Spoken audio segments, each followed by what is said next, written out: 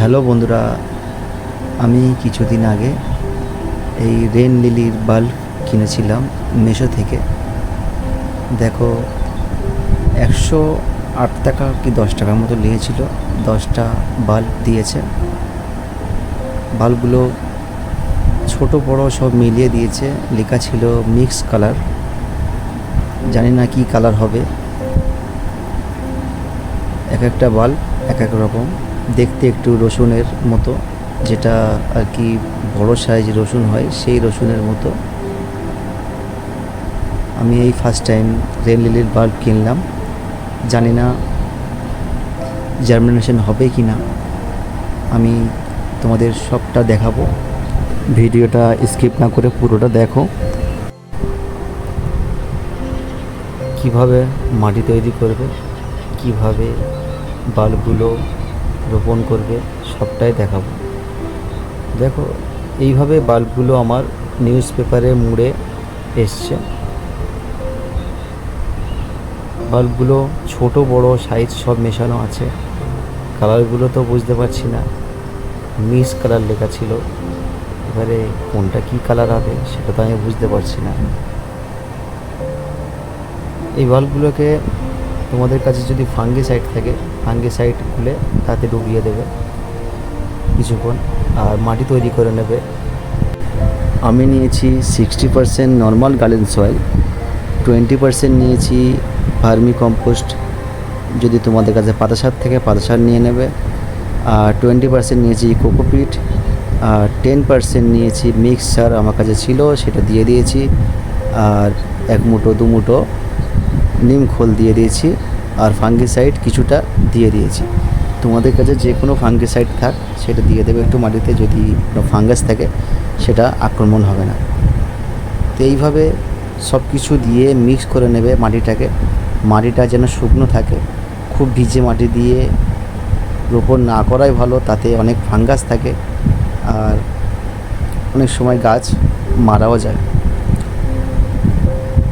এবারে এই গাছের ক্ষেত্রে কি হবে সেটা আমি জানি না, আমি এইভাবেই লাগাচ্ছি। তোমরা যদি চাও তো এইভাবেই লাগাবে, বা শুধু মাটিতেই লাগালে হয়তো গাছ হয়ে যাবে, কিন্তু এত সুন্দরভাবে জার্মিনেশনটা হবে না হয়তো। গাছ তো হয়ে যাবে। যেগুলো যেগুলো নিয়ম সেটা আমি বলছি, এইভাবেই করবে। মাটিটাকে তোমরা এই যে টুলস দিয়ে আমি করছি, তোমাদের কাছে যদি থাকে তো এইভাবেই করে নেবে, না তো হাত দিয়েই মাটিটাকে ভালো করে মাখিয়ে নেবে নাড়াচাড়া করে। তো দেখো, এবার মাটিগুলো মাখানো হয়ে গেছে আমার। টবেতে আমি কিছুটা কাঠের গুঁড়ো ছিল, কাঠের গুঁড়ো তোলা দিয়ে দিয়েছি যেন ড্রেনেজ সিস্টেমটা ভালো থাকে। যদি তোমাদের কাছে খোলামকুচি থাকে খোলামকুচি দিয়ে দেবে, তাতেও কাজ হয়ে যাবে। তো এইভাবে আমি টবেতে সবগুলো মাটি ভরে নেব একটু একটু করে। তো বাল্বগুলোকে আমি একটু ফাঙ্গিসাইডগুলো জলেতে রেখে দিয়েছিলাম। তোমাদের কাছে কোনো ফাঙ্গিসাইড থাকলে তাতে বাল্বগুলোকে ডুবিয়ে কিছুক্ষণ রেখে দেবে। তারপরে ওই বাল্বগুলোকে নিয়ে একে একে 2-3 ইঞ্চি ছাড়া লাগিয়ে দেবে, মাটিতে চেপে চেপে দেবে, মুখগুলো বার হয়ে থাকবে। একে একে সব লাগিয়ে দেবে, 2 ইঞ্চি 3 ইঞ্চি ছাড়া ছাড়া লাগিয়ে দেবে। কেন, ওর পাশ থেকেও কিছুদিন পরেও আবার নতুন শুট বার হবে।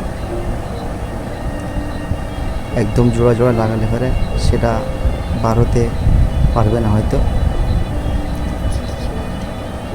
তো দেখো, একে একে আমি সব কটা বাল্ব লাগিয়ে নিলাম। মুখগুলো উপরের দিকে বার হয়ে আছে, দেখতেই পাচ্ছ তোমরা। আর যে ফাঙ্গিসাইড গুলেছিলাম সেটাও আমি পুরোটাই টবেতে ঢেলে দিলাম। জলে গুলেও ঢেলে দিতে পারো, আমি এমনি ঢেলে দিলাম আর জল দিয়ে ভর্তি করে দিলাম।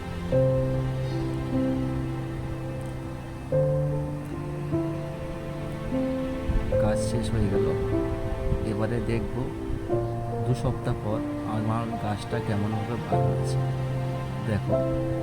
2 সপ্তাহ পর এইভাবে গাছগুলো বার হয়েছে, পাতা বার হয়েছে, আর একটি ফুলও হয়েছিল। ফুলটা দেখে নাও, পিঙ্ক কালারের ফুল হয়েছিল। ফুলটা খুব তাড়াতাড়ি ঝরে গেছে, কেন জানি না। খুব বৃষ্টি হচ্ছিল, বৃষ্টির কারণে হয়তো এত বৃষ্টি হয়েছে, থাকতে পারেনি, ফুলটা ভেঙে গিয়েছে। তো বন্ধুরা, তোমাদের যদি ভিডিওটা ভালো লাগে, ভিডিওতে একটি লাইক দিয়ে আমার চ্যানেলটা যদি এখনও সাবস্ক্রাইব না করে থাকো, চ্যানেলটা সাবস্ক্রাইব করে দিও। আরও নতুন ভিডিওর জন্য, নার্সারি ভিজিট ভিডিও, আরও অনেক রকম ভিডিও আছে, সেই ভিডিওর জন্য আমার চ্যানেলটা সাবস্ক্রাইব করে নোটিফিকেশনটা অল করে দিও। তো ভিডিওটা এখানে শেষ করলাম, ভালো থেকো সবাই।